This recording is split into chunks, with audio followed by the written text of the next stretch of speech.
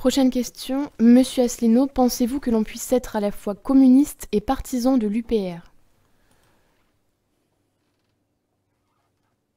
Ben oui, bien sûr, pourquoi pas. Il y a des communistes à l'UPR. Hein. Il y a de tout à l'UPR. On a des communistes, on a des libéraux, on a des ultralibéraux, on a des athées militants de la pensée rationaliste, on a des catholiques pratiquants, on a des catholiques traditionnalistes, on a des catholiques progressistes, on a des protestants, des luthériens, on a des juifs, on a des musulmans sunnites, des musulmans chiites, on a des gens de gauche, de droite, on a des anciens électeurs du Front National, des anciens électeurs du Parti communiste français, des anciens électeurs de tous les partis, en définitive. On a beaucoup d'abstentionnistes. On a même d'anciens cadres de certains partis, notamment du NPA, nouveau parti anticapitaliste, ou de lutte ouvrière, enfin des anciens électeurs de lutte ouvrière. Donc vraiment, on a de tout.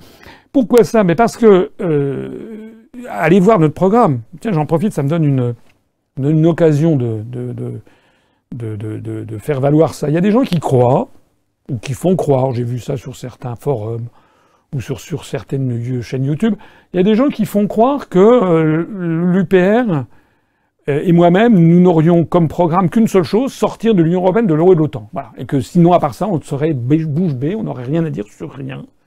Et nous serions des espèces de monomaniaques qui, voilà. J'ai vu des gens qui disent, il n'a pas de programme. Comment ça, on n'a pas de programme? On a le même programme que j'ai présenté en 2011. Ça fait 7 ans qu'on a le même programme, très détaillé, sur plein de choses.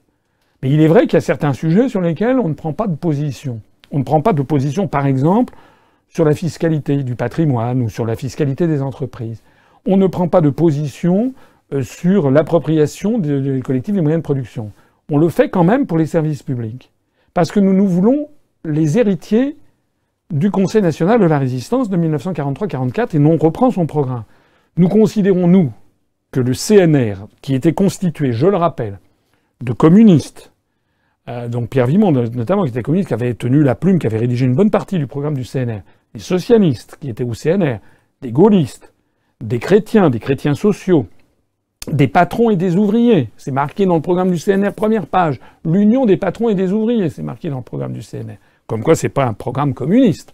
Mais c'est vrai aussi qu'il y a d'autres passages qui avaient été notamment poussés par les communistes de l'époque, notamment sur la sécurité sociale, sur les grands services publics. Et au CNR, il y avait même également des personnes venues de l'extrême droite, de la cagoule, qui était une extrême droite anti-allemande. Donc c'était l'ensemble des Français qui s'étaient réunis dans le CNR par leurs intermédiaires. Il y avait d'ailleurs les représentants des syndicats, les représentants des anciens partis politiques de la Troisième République, qui étaient tous dans ce Conseil national de la résistance. Ils avaient tous se rassembler sur un objectif, le plus grand dénominateur commun du peuple français, restaurer son indépendance et sa souveraineté.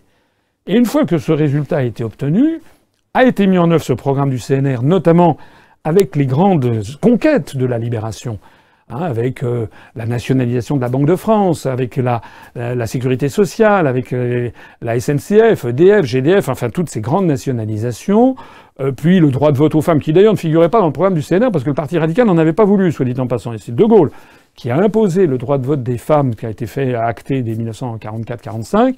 Donc tout ceci, ces grandes conquêtes de la libération, ont été portées par l'ensemble des forces politiques françaises. Puis ensuite, eh bien, après la fin du CNR, après la fin du gouvernement provisoire, le début de la Quatrième République, ben, chacun a regagné sa case, si j'ose dire, ce que d'ailleurs De Gaulle ne souhaitait pas, puisqu'il considérait, il était, vous le savez, hostile à ce régime de la Quatrième République qui pensait être le retour des partis. Donc il n'y a absolument aucune interdiction à ce que des communistes soient à l'UPR. Je sais qu'on en a pas mal. On en a d'ailleurs qui sont très heureux d'y être, parce qu'en plus de ça, si vous regardez à la loupe notre programme, bah, vous trouverez peu de programmes où il y a, par exemple, autant de programmes de nationalisation. Nous avons prévu, je le dis et je le redis, la nationalisation, l'interdiction de privatiser ou la renationalisation de tous les grands services publics à la française, la SNCF. Nous sommes contre la démolition de la SNCF. Nous sommes contre le fait que pour aller de Romorantin à Carpentras, on puisse bientôt voyager dans des trains polonais servis par des serveurs bulgares, qui seront payés avec des salaires, enfin le salaire français, le SMIC, mais avec des charges sociales bulgares ou polonaises, et qui parleront en anglais parce que ça sera la langue vernaculaire. Nous, on est contre. On a le droit. Et nous estimons que ça n'est pas à l'Union européenne de nous imposer cette perte d'identité nationale. Nous voulons des services publics tels que les Français le veulent. On a le droit quand même. Ou alors, il faut nous embarquer dans un camp de concentration ou dans un hôpital psychiatrique. Parce qu'on n'a pas compris les lendemains glorieux de la construction européenne. Donc nous, on est contre. On estime que les grands services publics à la française font partie de ce que veut le peuple français dans sa profondeur. Et pas seulement les communistes, d'ailleurs. Je rappelle que le programme du CNR de 1944, le président du CNR, c'était Charles de Gaulle. On ne peut pas dire que c'était un communiste. Bon, le président du CNR, celui qui ensuite avait tenu c'était Jean Moulin, puis après sa déportation et son assassinat par les nazis, c'était Georges Bidault qui lui avait succédé, c'était pas des communistes. Mais pendant les 30 Glorieuses, tous les Français, 90% des Français, se sont trouvés bien et à l'aise avec les grands services publics à la française. Une poste nationalisée, la SNCF, la RATP, les EDF, GDF, voilà, les autoroutes.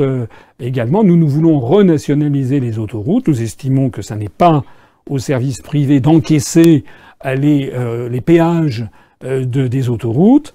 Nous estimons que toutes les routes doivent appartenir, tous les réseaux en fait, les réseaux autoroutiers, les réseaux de distribution d'eau également, la renationalisation, nous estimons que ça fait partie de notre patrimoine national. Voilà, c'est comme ça.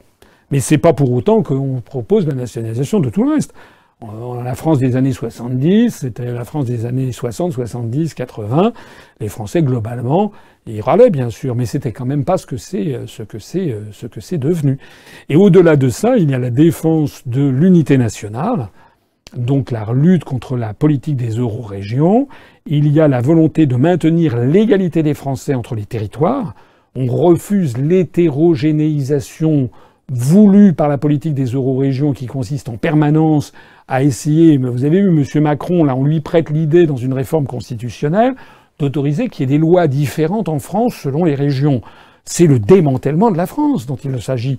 Il s'agit de revenir à la France d'ancien régime où il y avait autant de lois, de règlements qu'à chaque fois qu'on faisait 20 km, on avait des poids et mesures différents. M. Macron, au point où on en est parti, va également proposer qu'on réintroduise la livre, qu'on réintroduise je sais pas quoi, le pouce, le pied, etc., la coudée, selon les régions. Non. Nous voulons mettre un terme à ça. On est comme ça, on a le droit.